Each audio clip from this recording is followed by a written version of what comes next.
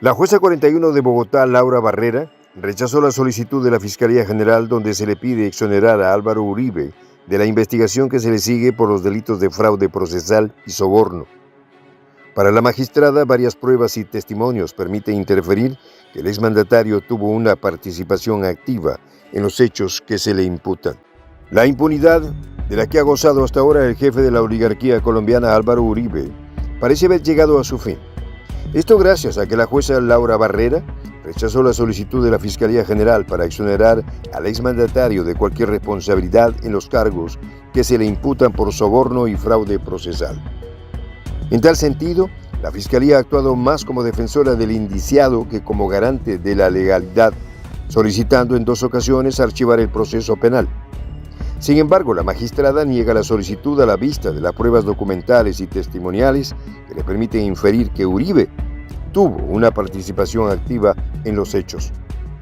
Por tal motivo, resulta incomprensible cómo la Fiscalía General de la Nación insiste en defender al exmandatario, a pesar de que la Corte Suprema de Justicia y los jueces en primera y segunda instancia develaron un sinfín de pruebas que lo involucran, de donde resulta obvia la complicidad de los miembros de la institución con el indiciado. Luego de la apelación hecha por la Fiscalía ante el dictamen de la jueza Laura Barrera, el proceso pasará al Tribunal Superior de Bogotá, TSB, el cual decidirá si Uribe es sometido a un juicio ordinario. En la audiencia de apelación, el fiscal tercero delegado ante la Corte Suprema, Javier Cárdenas, aseguró que no hay elementos que involucren al investigado. El proceso judicial contra el expresidente comenzó en el 2012, cuando este era senador y demandó a su colega, el militante de izquierda Iván Cepeda, por una supuesta manipulación de testigos para perjudicarlo. No obstante, la demanda fue rechazada y en su lugar arrancó un proceso por soborno y fraude judicial en su contra. En tal sentido, Cepeda fue considerado como la víctima y el tribunal concluyó que quien falseaba la información era Uribe en el 2016. Precisamente en ese año, Santiago Uribe, hermano del exmandatario, fue arrestado y procesado por concierto para delinquir, atentar contra la vida y la creación del grupo paramilitar Los 12 Apóstoles, acusado de eliminar a 535 personas. En relación con estos hechos, el senador Iván Cepeda promovió un debate en la Cámara del Senado. Esto ocasionó que el exgobernante reaccionara pidiéndole a la Corte Suprema de Justicia que investigara a Cepeda por supuestamente haber sobornado y manipulado a los testigos que participaron en la investigación. Como consecuencia de la solicitud, la situación se revirtió y fue Álvaro Uribe quien terminó preso por fraude procesal y soborno, ya que fue él, y no Cepeda, quien intentó manipular a los testigos en contra de su colega. Esto desató los demonios en el seno del uribismo y sus partidarios acusaron al tribunal de conspirar para impedir su segunda reelección de su líder. Posteriormente, le fue concedida la detención domiciliaria, mientras se adelantaban las investigaciones y se alcanzaba un veredicto. En tal sentido, Iván Cepeda, senador por el Polo Democrático Alternativo, afirmó que el expresidente conspiraba contra la Administración de Justicia, presionando a los magistrados que llevaban el caso. Por otra parte, Cepeda denunció la campaña que adelantan los medios de comunicación de la oligarquía, donde se pretende afirmar que no hay una sola prueba importante contra el exmandatario. Sin embargo, la justicia colombiana señala que en su contra pesan toda clase de indicios y evidencias que deben conducirlo a un juicio y a la correspondiente condena. Es así como después de muchos años ha llegado el momento en el cual se agotaron las apelaciones y debe tomarse una decisión definitiva. Por otra parte, el enfrentamiento entre la Fiscalía y los tribunales por la suerte de Álvaro Uribe es el enfrentamiento entre la oligarquía y el irredento pueblo colombiano. No obstante, este caso lleva más de 10 años en los tribunales y se ha convertido en un verdadero laberinto. Sin embargo, a medida de que se acerca la decisión final, la oligarquía reaccionaria de Colombia se pone más nerviosa.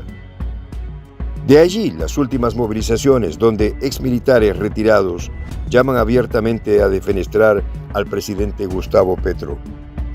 Continuando con los comentarios de Iván Cepeda, este declaró: Como lo hemos hecho durante los últimos 11 años que ha durado este proceso judicial, acataremos la decisión de los jueces. Por otro lado, agregó que espera que esta decisión contribuya con la verdad, la justicia y la reconciliación del pueblo colombiano.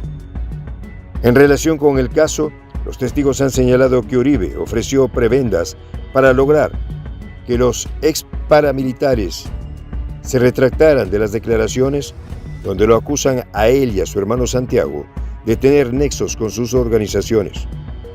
Por otra parte, existen 295 investigaciones más que se están llevando a cabo contra el presidente. Durante su gestión como gobernador de Antioquia, Uribe diseminó el paramilitarismo por la región, dotando a los civiles de pertrechos para el funcionamiento de las cooperativas de seguridad, conocidas como Convivir, avaladas por el gobierno de César Gaviria, dándole con ello carácter de legalidad a diferentes grupos con poder de fuego. Entre sus funciones estaban circular en la economía legal grandes cantidades de dinero, sin importar su origen, y formar ejércitos privados. A tal efecto recibieron millones de dólares de empresas como Postobón, Bavaria, Coca-Cola y Ecopetrol, entre otras, para poner orden en las zonas donde operan y controlan a sus trabajadores. Para finales de 1997 ya existían en Colombia más de 400 Convivir. Fue ese el año en que la Corte Constitucional los declaró ilegales, basando a la clandestinidad mediante una fusión entre grupos paramilitares y corporativos. En ese punto fueron auspiciados por British Petroleum, Chiquita Brands y Drummond para que garantizaran su seguridad. Los dos gobiernos de Uribe, el 80% del Congreso, tuvo nexos con los paramilitares, motivo por el cual fueron condenados 55 parlamentarios. Para el 2018, la lista llegaba a 259 congresistas. De este modo, es demasiado evidente el vínculo entre estos grupos y los partidos del estatus. Existe un personaje que es emblemático del paramilitarismo colombiano, Salvatore Mancuso. Este sujeto fue comandante paramilitar, pero también policía cívico, ya que el mismo Estado colombiano lo carnetizó y lo uniformó a través de la Brigada 11 del Ejército para que entrara en las instalaciones militares sin ningún problema.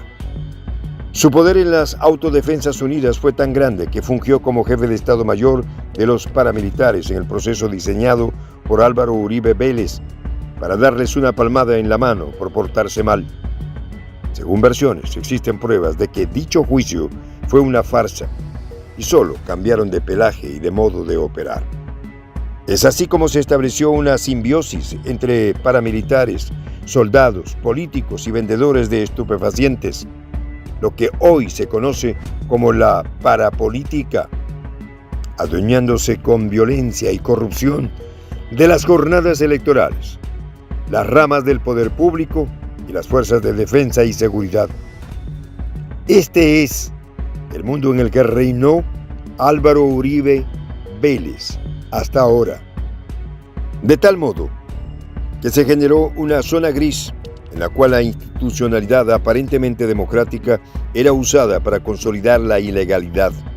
El Estado es controlado por quienes a través de los sobornos, el chantaje y la violencia han moldeado al gobierno conforme a los requerimientos de los agentes externos y en especial la nación imperial. En esta estructura creada durante muchos años es en la que Gustavo Petro debe desarrollar su proyecto revolucionario, por lo que podemos entender el cúmulo de dificultades que tendrá que afrontar.